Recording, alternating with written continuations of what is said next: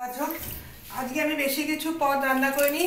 আজকে সিদ্ধ ভাত কুকারে করেছি, সঙ্গেটা কাঁচা লঙ্কা, তিলের পরিমাণ বেশি নিয়েছি আর নুন নিয়েছি। আর এখানে উপকরণের জন্য হলুদ, চালের গুঁড়ো, বেসন, পেঁয়াজ, চিনি, আলুটা গ্রেট করে আমি জলে ভিজিয়ে রেখেছি। আগে যেহেতু তিলটাকে আমাকে বেটে নিতে হবে।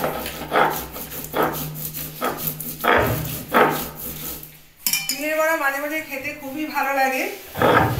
অনেকদিন ভেবেছি তিলের বড়া করবো, তো হয়ে আর উঠছে না। এই তিলটা আমি বেশি মিহি বাটবো না, মানে না শক্ত।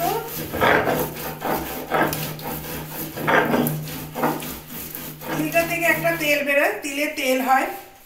আর ওপর দিয়ে কোট করার জন্য আমি একটু পোস্ত, মানে শুকনো পোস্ত রেখেছি। আর বেশি মিহি পেস্ট করবো না। একটা কাঁচা লঙ্কা নুন দিয়ে তিলটাকে বেটে নিয়েছি। এই তিলটাকে বাটা হয়ে গেছে। এইবার আমি এটার মধ্যে তিলটাকে রেখে দিচ্ছি।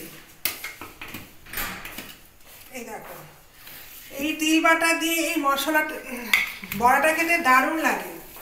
সব কিছু উপকরণগুলো নেওয়া হয়ে গেছে। এইবার আলুর মধ্যে যে জলটা আছে এটাকে আমি ভালো করে নিয়ে নিলাম। আলুটা এইভাবে রাখা হয়েছে কারণ যখন বড়াটা হবে বেশ মুচমুচে হবে। আলু সিদ্ধ করে দিলে যতটা মুচমুচ না হয়, কিন্তু এই উটটা দিলে মোচমোচাটা বেশ ভালো হয়। এবার বাকি উপকরণগুলি আমি তিল দিয়ে, চালের গুঁড়ো, একটু বেসন দিয়ে এটাকে ভালো করে শুকনো অবস্থা মেখে নিতে হবে। এটাতে জল না দেওয়াই ভালো। এটা গোল গোল সেফ হবে। যেহেতু পেঁয়াজ থেকে একটু জল বেরোয়, আলুতে যে জল আছে আর তিল বাটাটা যেটা আছে এটা দিয়েই হয়ে যাবে।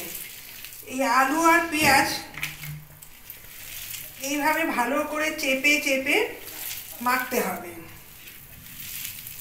তারপর এটাকে আমি টিকিয়া শেপ বা কাবাব শেপে করা হবে। এর মধ্যে আমি লঙ্কা গুঁড়ো দিইনি, কারণ একটা কাঁচা লঙ্কা বেটে দিয়ে দিয়েছি। দেখো যতটা চেপা যাচ্ছে একদম মিহি পেস্ট হয়ে গেল। এবার আমি তেলটাও বসিয়ে দিয়েছি। এগুলো ফ্রাই প্যানেই করছি, কারণ এটা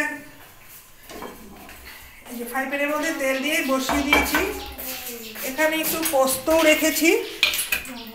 এই কাবাব সেটে কিন্তু এখন সবাই পোস্ত, তো বুঝতেই পারছো বাজারে পোস্তের দাম কত। এই মধ্যে এইভাবে আমি পেষে নিলাম, করে এইভাবে তেলের মধ্যে আমি ছেড়ে দিচ্ছি। একটু বড় বড় শেপই করছি, একদম এইভাবে চেপে চেপে দিচ্ছি, তাহলে জিনিসটা মোচমোচা হবে।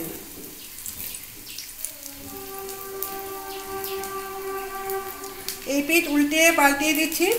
যখন গরম ভাতের সাথে নেওয়া হবে তখন পোস্তর দানাগুলো মুখে লাগবে।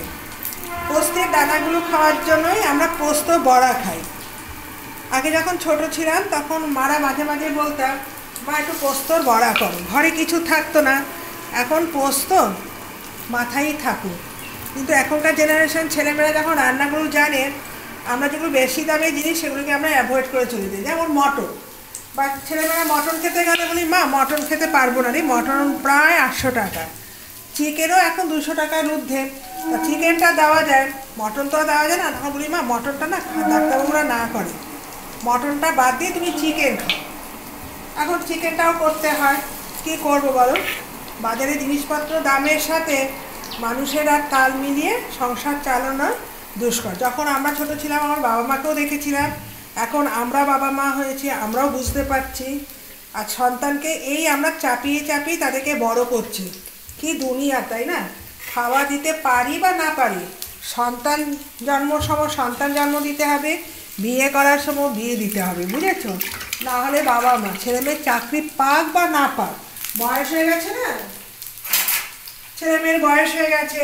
মেয়ে যখন 18 বছর পড়ে গেছে তার জন্য কি পাত্র দেখা হয়েছে? ছেলে যখন 25 বছর হয়েছে তার জন্য পাত্রী দেখা হচ্ছে? হলো। বিয়ে হতে না হতে বলছে কি সুখবর কবে আসবে, তাও হলো। কিন্তু পরে আর খাওয়ানোর ক্ষমতা তো নেই। সুখবরও শুনলো, ছেলে মেয়ের বিয়েও হলো। এই হচ্ছে আমাদের বাস্তব, বুঝেছ? কিন্তু এখনকার একই কথা বলে, নিজের পায়ে দাঁড়াও, নিজের পায়ে দাঁড়াও, ওইসব কথা ভুলে যাও। দিনকাল কিন্তু আগের যে মা ঠাকুমার দিন, তখন ঘরে সমস্ত শাকসবজি পাওয়া যেত। এখন তো ঘরে শাকসবজি কিনতে গেলে, একটা লঙ্কা কিনতে গেলে আমাকে বাজারে দৌড়তে হবে। আগে লঙ্কার চারা বলো, বেগুন বলো, টমেটো বলো, তারপরে বিভিন্ন ধরনের সবজি আমাদের বাড়িতে জায়গা ছিল। এখন তো আর 1.5 কাঠা 2 কাঠা জমির ওপর কার বাড়ির ওপর কে গাছ লাগাবে? আমার বাড়ির গাছ পরের বাড়ি যাবে। অশান্তি ঝামেলা কি কেউ পছন্দ করেও না। কেন আমার বাড়ির গাছ? এই দেখো পোস্ত বড়াটা দেখো, কি সুন্দর পোস্তগুলো দেখো, একদম তেল লাগে না। অনেকদিন ধরে বলছে মা একটু পোস্ত বড়া করে দাও। তখন আমি একদিন দেখছিলাম রান্না করতে করতে, হঠাৎ দেখছি পোস্ত বড়া খাবি, এইভাবে কর, দেখবি অসাধারণ লাগে। তার উপকরণ দেখে আমি ও পুরোটাই করেছিল, পোস্ত অর্ধেকটা বেটেছে, অর্ধেকটা আমি পোস্ত বাটার পরিবর্তে দিয়েছি তিল বাটা। এটাকে গ্যাসটা এবার লো ফ্লেমে করেছি। এবার লাল করার জন্য আমার হয়ে গেছে, এটা পারফেক্ট হয়ে গেছে। লো ফ্লেমে তো করা যায়, কিন্তু যেহেতু আমার পেঁয়াজগুলো এটাকে হালকা ফ্লেম করে একটু লো ফ্লেমে রাখতে হবে। তারপর দেখবে একদম লাল টকটকে হবে দেখতে। বড়া ভাজা সবসময় ওপর থেকে যদি একটু কালার বেরোয়, খেতে বেশি ভালো লাগে। এটাকে আমি একদম লাল লাল করে ভাজবো। আর মাঝে মাঝে কী করতে হবে, খন্তা দিয়ে একটু চেপে চেপে নিতে হবে। তাহলে ভেতরে যে পেঁয়াজটা দিয়েছি, আলুটা দিয়েছি, যেহেতু আলুটা আমার গ্রেট করা আলু, সিদ্ধ আলু না, তার উপর একটু চাপা ঢাকা দিয়ে রাখবো। খাওয়ার সময় আবার গরম করে নেব। এই তাওয়াতে থাকতে থাকতেও সুন্দর একটা সেন্ট বেরিয়ে যাবে।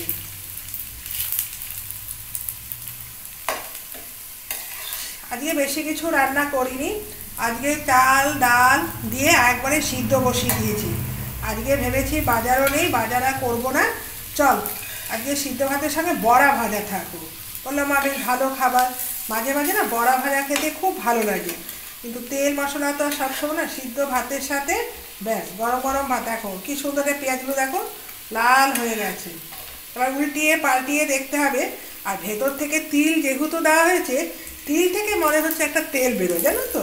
তোমাদের অল্প তেলে ভাজবে, তিল বেটে এভাবে করবে, দারুণ লাগে। একদম খুব অল্প তেলে মুচমুচায়। দেখো কি সুন্দর ফুটে আসছে, তোমরা দেখতে পাচ্ছ? এই ভেতর থেকে দেখো বুদবুদ হয়ে আসছে, মানে একদম ভেতরটাও পারফেক্ট হয়ে যাচ্ছে। তেল যতটা ছিল বড়ার মধ্যে চুষে নিয়েছি। এবার এখান থেকে তেল বেরোবে, আমার বড়াটাও সঙ্গে সঙ্গে হয়ে যাবে। আর মাঝে মাঝে একটু উল্টে উল্টে দেখতে হবে পুরো লাল মুচমুচে এসেছে কি না। এটা যতক্ষণ হবে তেলটা ছেড়ে দিয়ে আবার কড়াইতে এসে থেকে যাবে। এই যে কড়াইতে যে তেলটা থাকবে, এই তেল দিয়ে একটু শুকনো লঙ্কা ভেজে নিলে দারুণ লাগে। একটু তেলের মধ্যে একটা শুকনো লঙ্কা ভেজে নেব, ব্যাস অমৃত খাবার। আর যদি কাঁচা লঙ্কা না থাকে, একটু শুকনো লঙ্কা, এই দেখো ভাড়াটা হয়েও গেল। ঠিক আছে, তোমরা সঙ্গে থেকো।